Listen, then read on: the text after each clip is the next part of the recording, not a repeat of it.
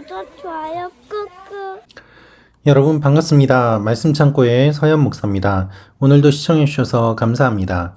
여러분의 구독과 좋아요, 알람 설정으로 저의 채널을 응원해 주세요. 항상 함께 해주셔서 감사합니다. 오늘은 열왕기상 6장 14절부터 38절 말씀입니다. 오늘 말씀은 드디어 솔로몬이 성전을 완공하는 내용이 기록되어 있습니다.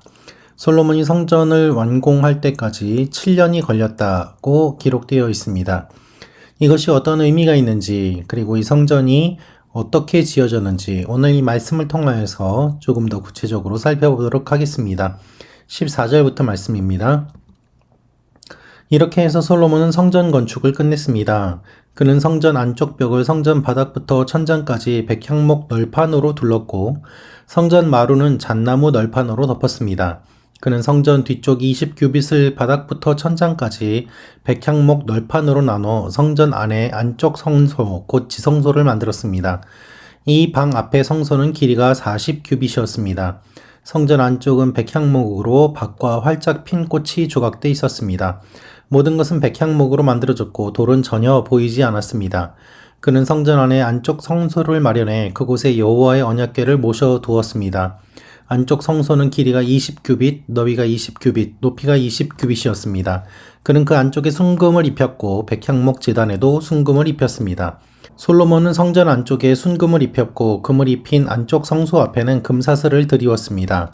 이렇게 그는 성전 전체에 금 입히기를 마쳤습니다. 그는 또한 안쪽 성소에 있는 제단에도 전부 다 금을 입혔습니다. 안쪽 성소에는 올리브 나무로 만든 두 그룹이 있었는데 각각 그 높이가 10규빗이었습니다. 첫 번째 그룹의 한쪽 날개는 길이가 5규빗, 다른 한쪽 날개도 5규빗, 이쪽 날개 끝에서 저쪽 날개 끝까지가 10규빗이었습니다. 두 번째 그룹도 10규빗으로 두 그룹은 크기와 모양이 같았습니다. 한 그룹의 높이가 10규빗이었고 다른 그룹도 마찬가지였습니다.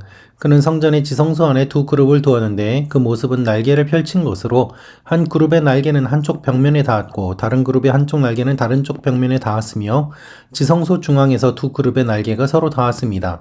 그는 그룹들도 금을 입혔습니다. 또 안쪽 성소나 바깥 성소 모두 성전 전체의 벽을 둘러가며 그룹과 종려나무와 꽃이 핀 모형을 조각해 놓았고 성전의 안쪽 성소와 바깥 성소 모두 바닥에 금을 입혔습니다. 안쪽 성소의 입구에는 올리브 나무로 문을 만들어 달았는데 인방과 문설주는 벽 두께의 5분의 1이었습니다. 또한 두 개의 문은 올리브 나무로 만들었고 거기에 그룹과 종려나무와 꽃이 핀 모형을 새겨 넣고 그룹과 종려나무에 금을 입혔습니다. 이와 마찬가지로 성전문에는 올리브 나무로 문설주를 만들었는데 그 두께는 벽 두께의 4분의 1로 하고 그 두 문짝은 잣나무로 만들었는데 두 짝 다 가운데가 접히게 했습니다. 그 문짝에는 그룹과 종려나무와 꽃이 핀 모형을 새겨놓고 그 조각에 골고루 평평하게 금을 입혔습니다. 또한 그는 잘 다듬은 돌 3켜와 백향목 1켜로 안쪽들을 만들었습니다. 여호와의 성전의 기초는 4년 15월에 놓였고 11년 불월 곧 8째 달에 성전은 설계도에 따라 그 모든 세부 구조가 완성됐습니다. 그가 성전을 짓는데 7년이 걸렸습니다. 여러분 오늘 말씀은 성전이 7년 만에 완공된 내용입니다. 여러분 오늘 말씀 가지고 큐티하기가 어려우시죠? 성전이 어떻게 지어졌고 크기가 어떻게 됐고 또 어떠한 모양인지 우리는 글로만 봤을 때는 잘 알 수 없습니다. 도대체 이것이 무슨 의미가 있고 이 말씀과 이 본문에서 내가 무엇을 묵상할 수 있을지 굉장히 많은 분들이 고민을 하실 것입니다. 오늘 말씀을 보면 우리가 한 가지를 주목해 볼 수 있는데요. 무엇이 있나 하면 외부보다 내부를 더욱더 아름답게 꾸몄다는 것입니다. 외부를 금으로 두른 것이 아니라 그 내부를 금으로 꾸민 것이 본문에 많이 등장을 합니다. 그리고 또 한 가지 생각해 볼 것은 열왕기상에서 솔로몬의 즉위한 내용보다 이 성전 건축에 대한 내용이 많은 분량을 차지하고 있다는 것입니다. 따라서 솔로몬이 왕이 되는 것도 중요하지만 왕이 된 솔로몬이 성전을 어떻게 지었는지에 많은 내용을 기록하고 있는 것이죠. 이것을 보면 하나님께서 왕을 세우시고 또 왕을 이끌어 가시지만 결국 이 왕도 하나님을 위한 것임을 우리가 생각해 보게 됩니다. 세 번째로 볼 수 있는 것은 성전이 담을 수 없는 하나님의 위대하심입니다. 성전이 아무리 아름답고 훌륭하고 크고 웅장하게 지어졌다고 하더라도 그것을 다 하나님을 담을 수가 없습니다. 하나님은 성전보다 위대하신 분이고 하나님은 이 세상의 모든 것보다 뛰어나신 분이시기 때문입니다. 따라서 성전은 하나님을 담는 그릇이 아니라 성전은 하나님의 임재를 반영하는 어쩔 수 없는 어느 정도 제한된 것임을 우리는 생각해 볼 수밖에 없습니다. 이것을 잊어버리게 되면 하나님보다 성전이 더 중요하게 되고 하나님은 성전에 갇힌 존재가 되고 하나님은 성전보다 작은 존재가 되기 때문입니다. 사람들이 성전을 보면서 하나님의 위대하심을 보는 것이 성전의 기본적인 목적인데 이것이 뒤바뀌게 되면 사람들은 성전의 위대함을 바라보면서 하나님의 초라함을 생각하게 되기 때문입니다.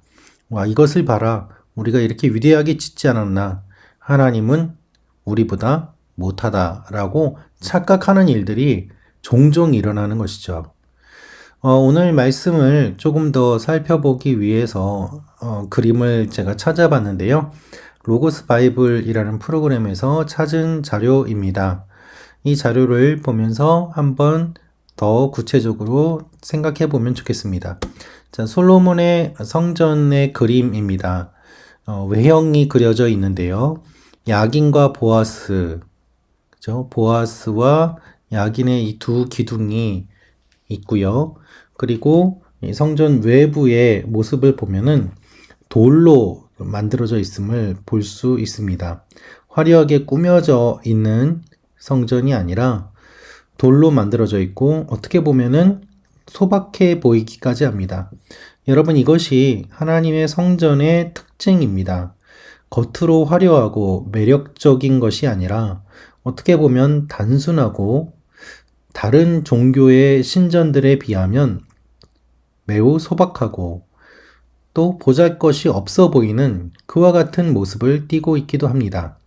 그러나 하나님께서 말씀하시는 이 성전의 원리는 외형의 아름다움이 아닙니다. 내면의 아름다움이고 또한 외형의 화려함이 아닙니다. 하나님은 외형적으로 드러나는 화려함보다는 그것보다 더욱더 뛰어나신 분이기 때문입니다. 이 내면을 살펴보면 이렇게 구성이 되어 있습니다. 오늘 말씀에도 기록이 되어 있는 것처럼 이 내면이 전부 다 금으로 되어 있고요. 그리고 백향목으로 구성이 되어 있습니다. 백향목이라고 하더라도 백향목 자체가 매우 귀한 나무이고 비싼 나무인데 거기에 금을 두르게 됩니다. 또 오늘 말씀을 보면 그룹이 등장을 하게 되죠. 이 케루빔이라고 되어 있는데요. 이 그룹이 날개를 가지고 있고 날개끼리 서로 맞붙어 있고 날개의 한쪽은 벽면에 있는 그와 같은 모습을 묘사하고 있습니다. 이 그룹은 언약궤를 보호하고 또 지키는 그와 같은 역할을 하고 있습니다. 오늘 말씀을 보면 또한 이 성소와 지성소를 구별해서 지었음을 알 수 있습니다. 지성소 안에 들어갈 수 있는 사람은 매우 제한되어 있었고 이 지성소 안에 들어감으로 말미암아 하나님 앞에 사람들의 죄를 속죄하게 되는 그와 같은 일들이 있었던 것이죠. 따라서 이 성전의 구조를 살펴보면 하나님께로 점점 더 가까이 다가가고 그리고 성전 뜰에서 성소에서 지성소로 들어가는 이 구조, 모세에게 주셨던 그 율법이 그때는 회막이었다면 텐트로 만든 것이라면 이번에는 돌로 만들어졌음에도 불구하고 이 성전의 원리는 성막과 다를 바 없이 같은 구조로 되어 있음을 우리가 보게 됩니다. 즉 하나님 앞에 점점 더 가까이 나아가는 일들, 그것이 오늘 말씀을 통해서 우리가 보는 이 성전의 구조인 것이죠. 여러분, 하나님 앞에 점점 더 가까이 나아가는 것, 그것이 우리가 예배를 드릴 때 생각해 볼 수 있는 구조입니다.